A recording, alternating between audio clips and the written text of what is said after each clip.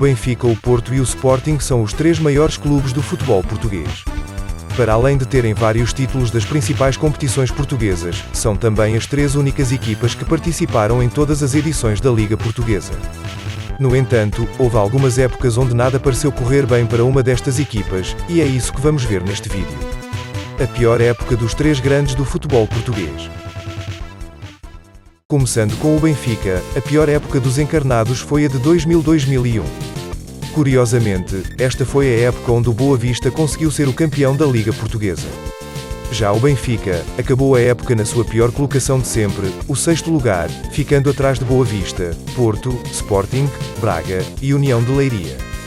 Algumas das piores derrotas foram de 3-0 contra o Sporting, o Marítimo e o Gil Vicente.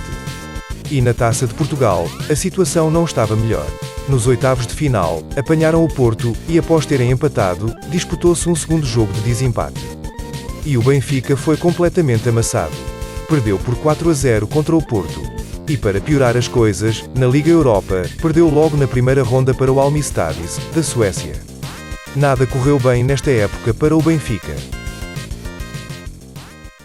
Passando agora para o Porto, a sua pior época foi em 1969-70. Nesta época, o Porto acabou em nono lugar na Liga. É certo que os anos 60 e 70 foram dominados maioritariamente pelo Benfica e pelo Sporting, mas nunca se previa que o Porto descesse assim tão baixo numa época. O Porto chegou a levar 5-0 do Vitória Futebol Clube, e até perdeu 3-0 contra a União de Tomar, que acabara a época em último lugar. E na Taça de Portugal, as coisas estavam ainda piores. Nos 16avos, o Porto enfrentou o Tirsense, que competia na segunda divisão, e acabou por ser eliminado, após terem perdido a segunda mão em casa. Entretanto, na Europa, o Porto competiu na Taça das Cidades com Feiras, e na primeira ronda, venceram esta equipa da Dinamarca, com um nome lindíssimo de se pronunciar. Mas acabaram por cair na segunda ronda, quando perderam para o Newcastle.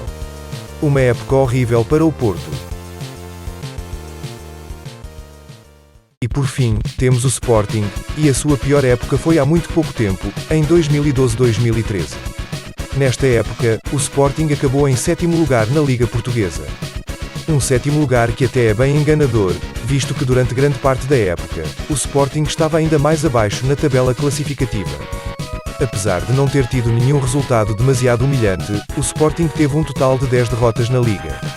E nas taças, não foi nada melhor.